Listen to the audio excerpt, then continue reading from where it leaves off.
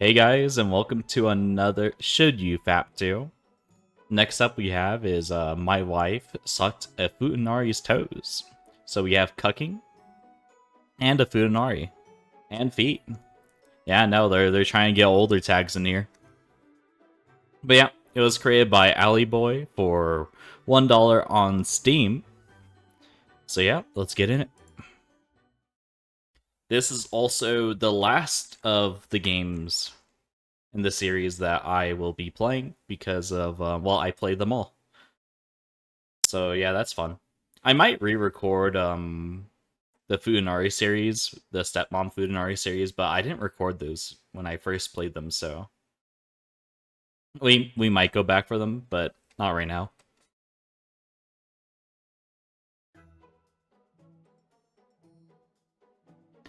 I came home from work today, feeling the usual dullness, like a gray cloud hanging over my head. The day had been long, and as always, I was just hoping for some kind of comfort.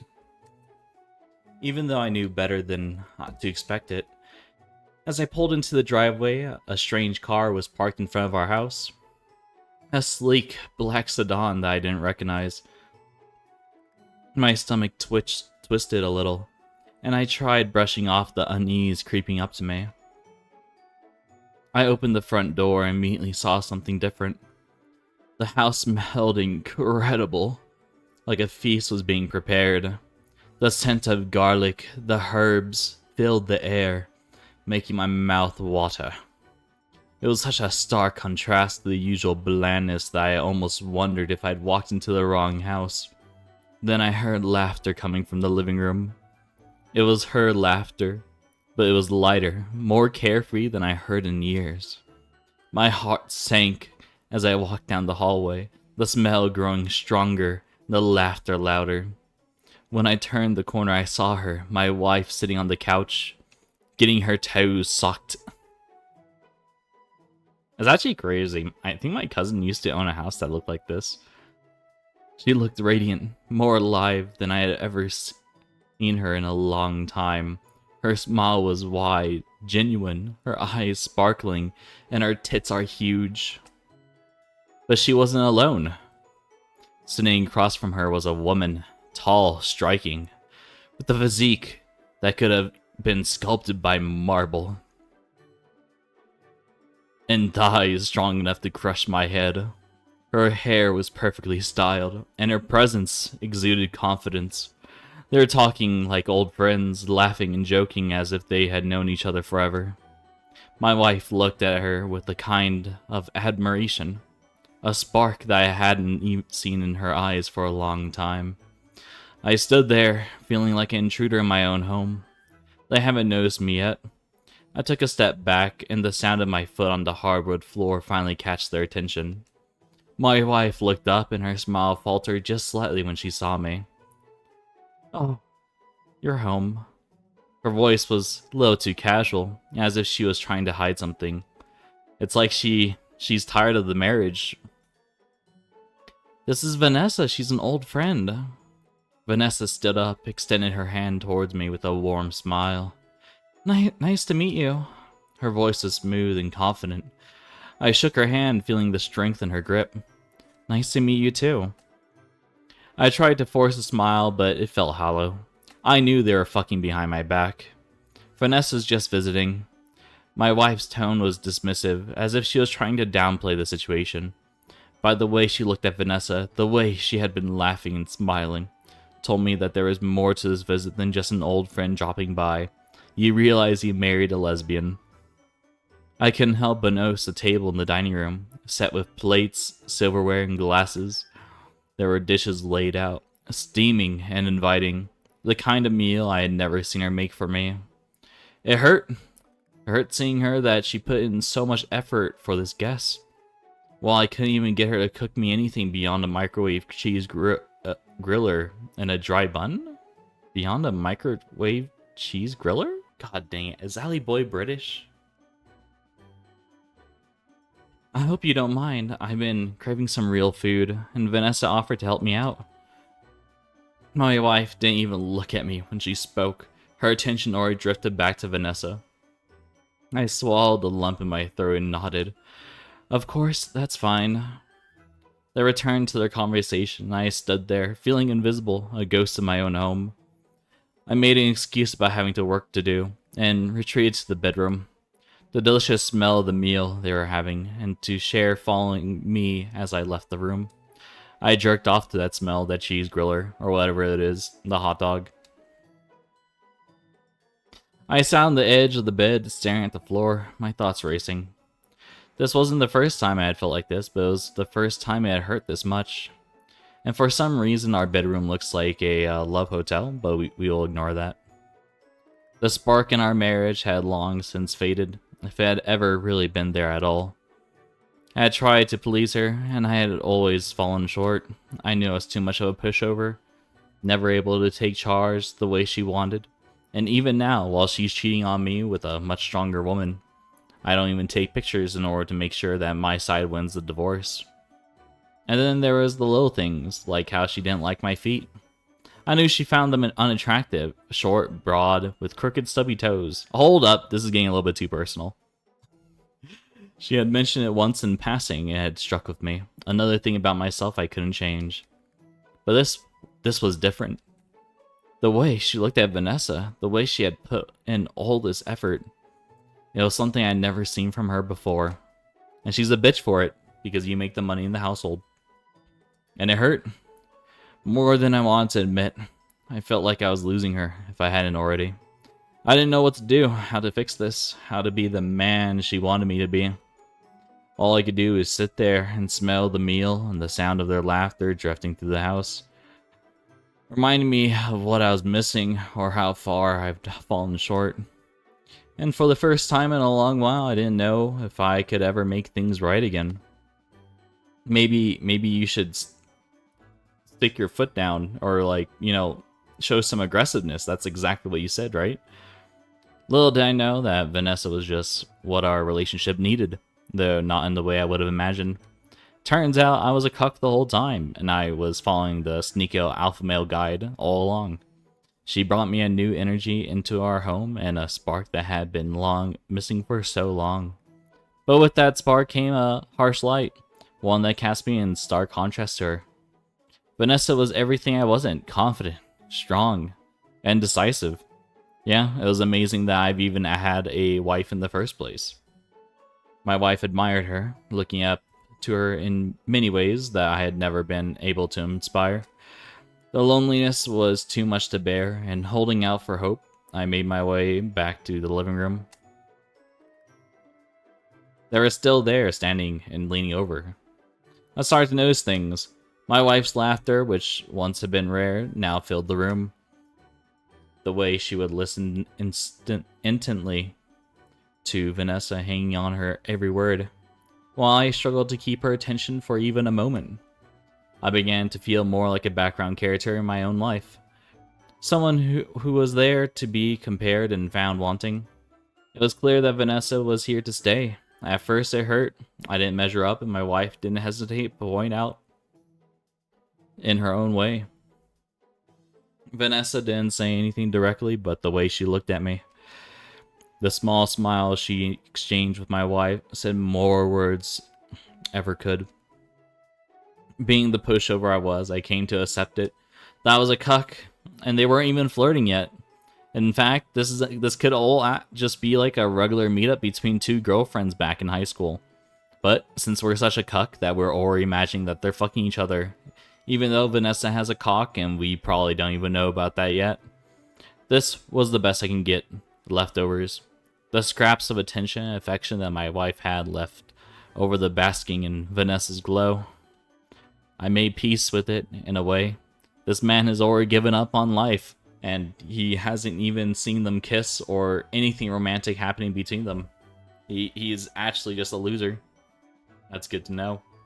I knew I wasn't the man she wanted, and if this was the role I had to play to keep her in my life, then so be it. Yep, we are a cuck. It was better than being alone. Probably isn't. I wasn't strong enough, confident enough, or enough to be a man my wife needed. Vanessa was now going to fill that void, and if my part in all this was to be the one who was belittled and judged, then I would play that role. Because at least I was still there. At least I still had something left if it was just leftovers. You're gonna lose your leftovers too. The lighting is getting romantic. The sun had dipped below the horizon, casting the room in a warm orange glow as the smell of dinner, rich, hefty, and inviting, filled the air.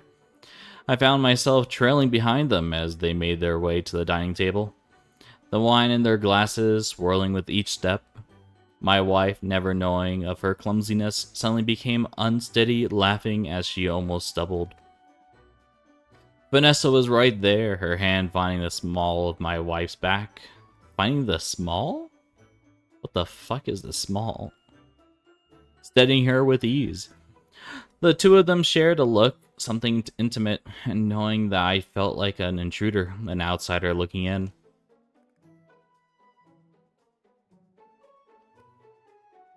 As we reached the table, I instinctively moved towards the towards the head, the spot where I had always sat. This is the scene from My Stepmom is a Futanari 1, I'm pretty sure. Or 2. It could be 2. It's been a while since I played those. But before I could even pull out the chair, Vanessa casually slipped into it. Her movement so smooth, so natural, that it was as if she had belonged there. Because I'm a bottom. I hesitated for a moment, but it passed without incident. Exactly as she knew it would. There was no need for words. She had taken the seat with the confidence of someone who knew I wouldn't object. And she was right, I didn't. And the thing is that even though they're cheating right in front of you, you will still not divorce them, because that's how much of a cuck you are. It's kind of like Sneeko. But dinner unfolded like a scene from a play in which I had no speaking role. My wife and Vanessa were completely engrossed in each other, their conversation flowing in effortlessly. Their laughter filling the space between the bites. It was as if I wasn't even there, a ghost at the table. I ate quietly, the food delicious but tasteless in my mouth as I watched the two of them interact. Vanessa was playful, feeding my wife small bites from her fork, and their eyes locking as they shared the moment. My wife blushed, something I hadn't seen in years, and Vanessa smiled, leaning in to wipe a speck of food from her cheek with a napkin. But before the napkin touched her skin, Vanessa brought it to her lips and blotted it against her tongue in a slow, deliberate motion that made my wife blush deepen. I sat there watching, feeling like an afterthought in my own home. They were so absorbed in each other that my presence seemed irrelevant. I could start jerking off and they probably wouldn't even look my way. Vanessa had taken my place at the head of that table, and in my wife's heart, and in the very fabric of our lives. I was merely a spectator, relegated to the background as they shared the kind of connection I had longed for, but never achieved. Dinner went on like this, each moment reinforcing the shift that had taken place. I was no longer the center of my wife's world, Vanessa was. And though it stung, the pain was dulled by the resignation that had settled deep within me. This was my life now, a life of leftovers and a sideline existence. And we're so over that they haven't even actually done any flirting in front of you, and you've already given up. I had made peace with it, or at least I told myself I had. It's like they got caught having sex, but no, they were just having dinner. As the meal came to an end, they continued their conversation and I quietly cleared the table, collecting the empty plates and wine glasses while they stayed wrapped up in each other, not even noticing me in the background. The sound of their laughter echoed behind me, and a reminder of how far I had fallen, and how small my role had become. A shame. They went back to the old dinner table, or the what's it called, living room. As the night wore on, I found myself fading further into the background, the weight of my irrelevance pressed down on me. Each time I glanced up, it seemed like Vanessa and my wife had inched closer together, their connection deepening with every passing moment. They got even closer as the PNG showed. The space between them grew smaller, while the distance between me and everything I had once known stretched wider, including our future asshole. At one point, Vanessa sighed, a content sound that filled the room. It's been a long day on my feet. Vanessa's voice was smooth and relaxed. My wife, ever eager to please her, responded immediately, her tone light and playful. Well, we can't have that, can we? Let me take care of you. Her words were innocent enough, but there was a spark in her eyes that I hadn't seen in a long time. The eagerness, the desire that had been missing for so long. She knelt down in front of Vanessa, and gently taking one of her feet into her hands as if she were handling something precious. She slowly removed Vanessa's shoes, the room seemed to hold its breath. The socks came off next, peeling away with care that was almost reverent. As though my wife was unwrapping a special gift. I saw it then, the glistening in her eyes. A look of discovery, of finding something that could finally fill the void that had grown between us. And you realize that she was actually into feet the whole time, and that's why she hates yours. It was a surprise that she even married you in the first place, when she hates your personality, your feet, and your cock. But, you know, this is a hentai game, so we won't judge those. It was a look I had longed to see directed at me, but never had been. I watched as she began to rub and massage Vanessa's feet, her fingers working with the practiced ace that I hadn't known she possessed. Vanessa's feet were everything mine weren't. Big, long, elegant, perfectly sculpted. The skin smooth, complexion flawless. She should really go to only feet. Every toe in perfect proportion to the next. Vanessa's feet seemed to embody everything my wife found attractive, and everything I lacked. My own feet, short and stubby with crooked toes that I had always been conscious about, were a source of quiet shame. Same, brother. My feet are awful too. I knew my wife found them unattractive, and I never imagined how much it mattered. Until I saw the way she looked at Vanessa's feet, like she had found something truly beautiful. I tried to look away, to pretend that it didn't even bother me, but I couldn't. I was forced to watch as my wife lavished attention on Vanessa, her touch tender and filled with care that I'd never experienced. It was a stark reminder of how far I'd fallen, and how inadequate I was in her eyes. The room was filled with soft murmurs and occasional sighs of contentment from Vanessa, while I sat in silence, feeling the smaller in each passing second. My presence in the room was as insignificant as the sound of clock ticking on the wall. A faint reminder of time passing by, a time that no longer belonged to me. I had become an observer in my own life, watching my wife found what she had been searching for. Not in me, but in Vanessa. Do you think Alley Boy rides that because he's insecure about his feet? Probably. As though it hurt, I knew this was my reality now. I had to accept it, to find some way to make peace with it, even as I sat here, knowing that my place in her heart had been filled by someone else's feet. My wife's face drew closer to Vanessa's feet, her expression one of almost worship admiration. It was as if she was captivated, unable to resist the allure before her. Her breath, warm and heavy with a mix of emotion I had seen in so long, wafted across Vanessa's skin. Each exhale was silent hymn, a song of reverence and arousal spoken in a language I couldn't understand. I watched, rooted in my seat, as she inched closer, her lips parting ever so slightly. Keep in mind, this has been the last 50 lines has been just about her looking at feet, as if the very air around Vanessa's feet was something sacred. The look in her eyes was one of pure desire, a raw hunger that I had never been able to inspire. It was a look that cut deep, leaving me feeling hollow and empty. Like everything that had once connected us being transformed to Vanessa with each breath my wife took. She moved with deliberate slowness, her gaze never leaving Vanessa's feet, her hands still gently massaging them, as if she couldn't bear to break the connection even for a minute. The room seemed to shrink around them, their shared intimacy forming an invisible barrier that I could never breach. I was an outsider, a mere spectator to a moment that was never meant for me. The air was thick with tension. The charged silence was only broken by the soft sound of my wife's breathing. growing more rapid and shallow as she drew closer. How much longer will they be drawing closer to feet? Maybe in another 20 lines. I could see the flush spreading across her cheeks. The way her eyes shone was something that bordered on devotion.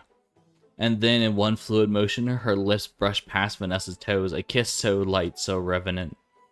It felt like a culmination of everything she had been yearning for. It was as if she had finally found what she had been searching for, something that had been missing from her life, something that I could never provide. In the moment I knew I was no longer what she needed or wanted.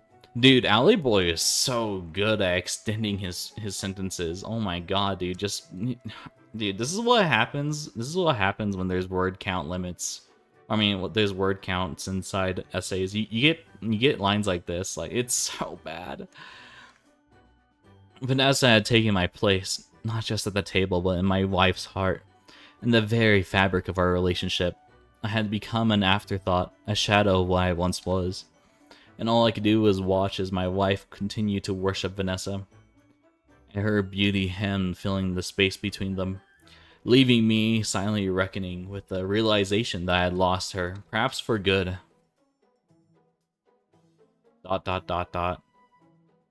My wife's restraint finally shattered, and with a sudden unrestrained fervor, she slipped Vanessa's big toe in her mouth. Oh shit, we get an art? Wait, this is like brand new art. Dude, Alley Boy definitely loves toes. There's no denying it. He does not redraw anything, but he redraws a feet sucking scene. Okay. That was, my wife sucked a Futanari's toes. I'm gonna be honest, I think this is Alley Boy's favorite series. He had, I think, 5 different new art pieces drawn for this, and it was actually given out throughout multiple rooms.